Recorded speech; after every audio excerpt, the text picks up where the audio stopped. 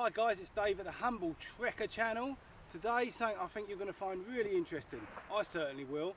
I've been sent a titanium flint striker all the way from Tennessee in the United States of America. I'm going to open it up and I'm going to give you my first impression of it, start a fire with it, and with that fire I'm going to be making some charcloth. So let's get into it.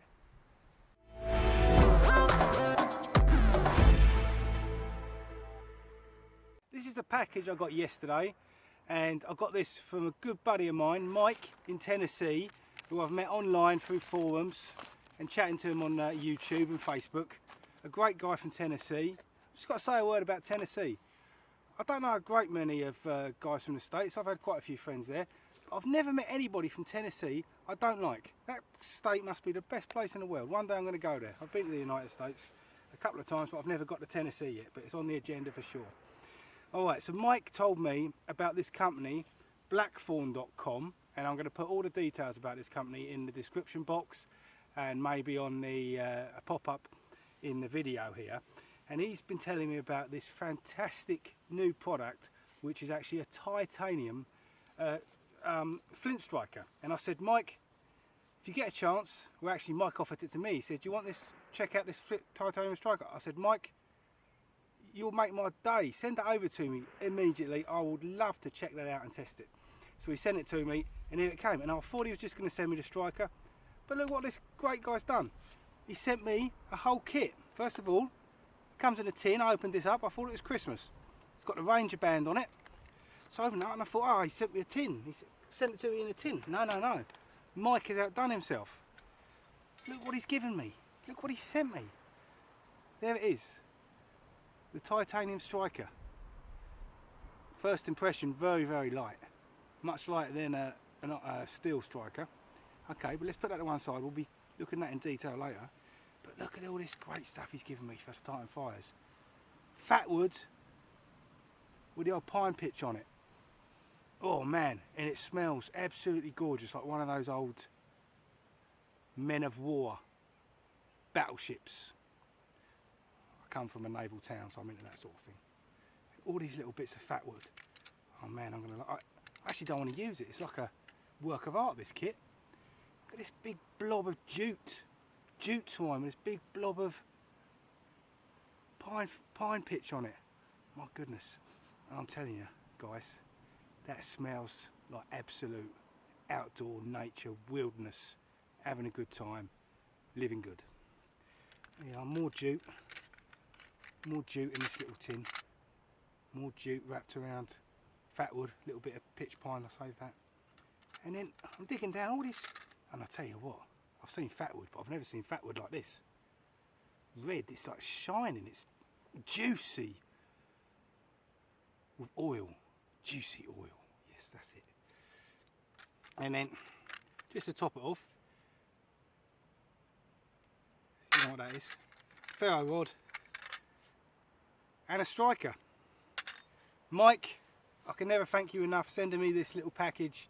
I was going to be made up with just the titanium striker, but to get all of this fantastic fire kit, I can never thank you enough, and really appreciate it. This is what the bushcraft community is about, having a good time, making friends all around the world, and sharing your experiences, your knowledge, in little bits of fun gear like this. While I got the camera pointed down here, look what I found when I came out. This is Mike's abundance, this is nature's abundance. There's been some sort of insect, this is crawling with ants, so I don't know if it's ants, but there's absolutely the finest it's been very dry here lately, the finest dry sawdust you've ever found in your life. Just laying here, in front of me. So I'm going to be saving that, and that's going to be great tinder. Don't know if I'm going to use it in this video or a later one, but there you go, this is what I found it. Look, this is what you can find.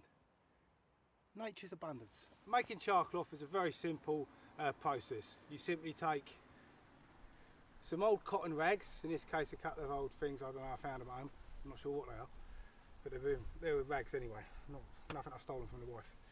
And then you need a metal tin. Oh, that's tight on.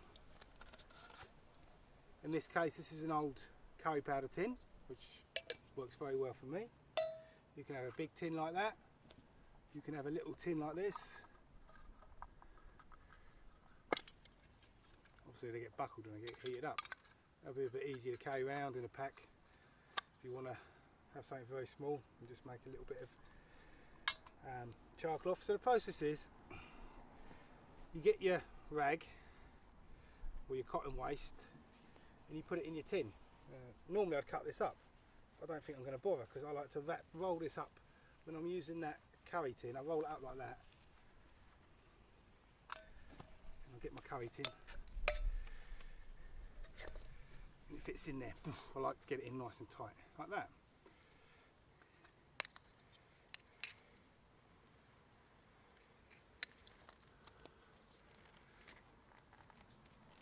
Close it up nice and tight. And now you've got your little canister of cotton rags, and all you do is you throw that in a fire. My experience, 4, 5, 6 minutes in a roaring fire, and then you put it out, and then, very important, you let it cool. Don't make the mistake, the novice mistake, obviously I've never done this myself, where you take the lid off when it's still hot, because when you do that the oxygen runs in and poof, it bursts into flames, and then you're there trying to get your lid back on.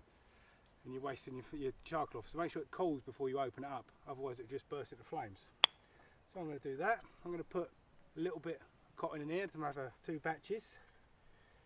And then, well, no, I've not drunk this. I was wandering up here to this little area. There's a shooting range behind me. I don't know if you can hear them shooting. Good old boys are firing off their rifles. I found this on the walk up and I thought, what about an emergency situation? Survival situation where you didn't have a tin. Could you use a glass bottle to make Charcloth? So I'm going to stuff some cotton in here. Still got a little bit of beer in it. And then obviously you want to have a sealed container. Oh yeah, let's talk about, do you need to have a little hole in your Charcloth tin?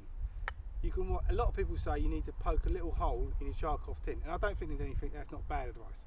I think that's probably good advice. But I don't bother, and it's never exploded or done anything nasty to me. Of course, if you use a little tin like this, it's got natural holes all the way around it. This isn't airtight. This is much more airtight, but I've used this a lot and I've never had a problem with it.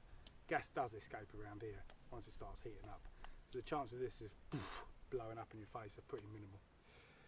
But obviously this has got a very big hole in it. So what I'm going to do, I'm going to get some dirt, I'm going to moisten it and then put it in the top so it will be like a clay bung. And then I'm going to put that in my fire and see if I can get Charcloth from a glass bottle.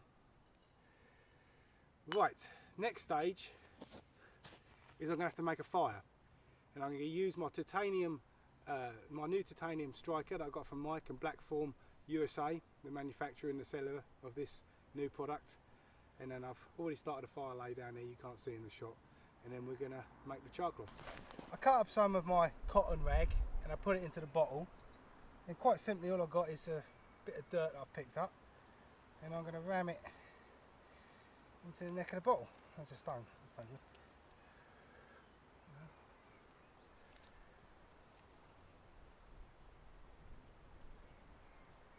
So I can't see because I've got the paper there, but I'll pull that off. Yes, I've got about a ½ inch bung of dirt in this bottle now. So that's going to be potential Charcloth. Titanium striker, flint, Charcloth. Obviously, don't wait until you've all your Charcloths run out before you make new Charcloth.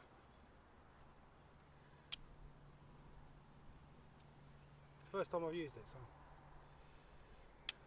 anything can happen.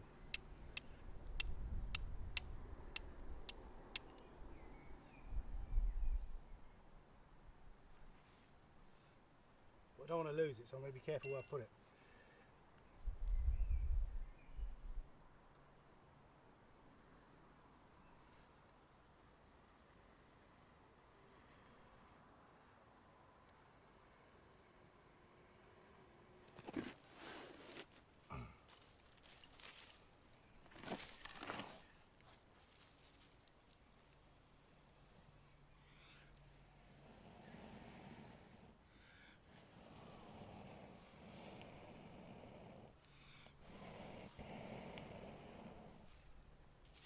Put these dry.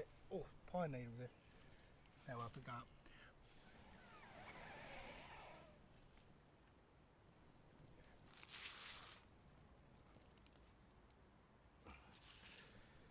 Right, there it goes. It works. I'll talk about more about it later, but I'll just get this fire going. I'll get it stoked up, and then I'll chuck on my containers. Let me pick up that before I lose it. Thanks, Mike. It works, by the way. Okay, this is good enough for me. It's a very dry day. Oh, there's my flint. I don't want to lose that either.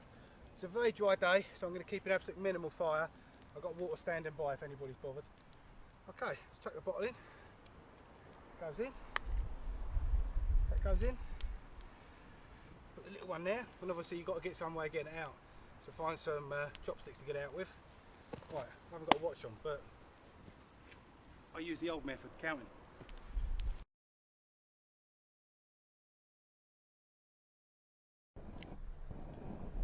Okay, time to retrieve the tins. The glass bottle cracked.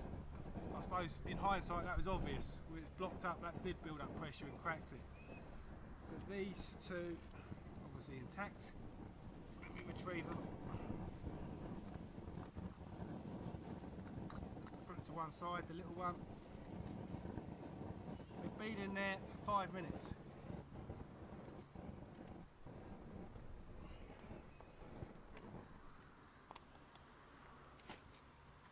Okay, that's a job to good 'un. I'll let these cool down. I'm going to chuck a good deal of water over this. I'm going to rescue that glass bottle and take it home and get rid of it properly. Then we'll open up the tins. So there you go, guys. Good day out in the woods making charcoal, playing around with a new fire kit and a new titanium steel. At the end of the day, you put out your container and hopefully you come out with a nice bit of good charcloth ready for the next fire adventure. Successful on the small tin too. Careful, it'll blow away.